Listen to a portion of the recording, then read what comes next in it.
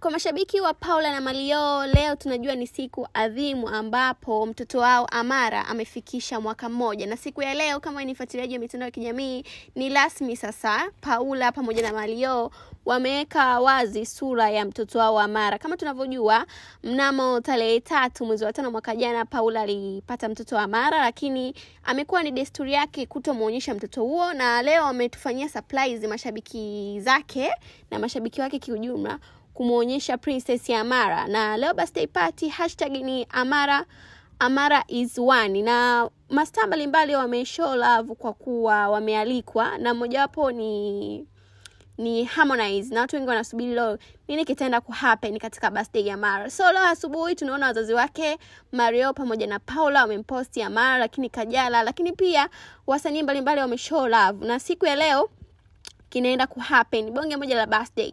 Paula mwenyewe alisema leo ni bonge moja la birthday ya mtoto wake Amara.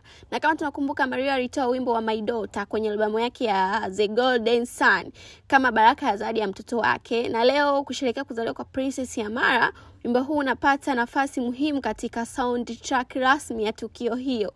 Ujumbe wake wa upendo, ulinzi na fahari ya mzazi mwenzake Paula.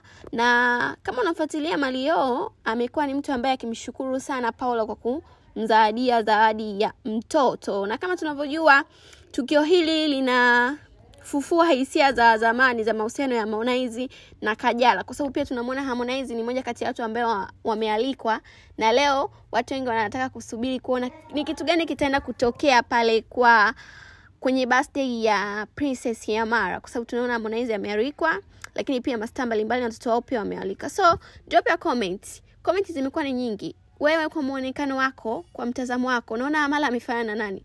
Mario, Paula au Kajala? Drop your comment, na usisahau kusubscribe, kushare, kulike, comment Bugani TV.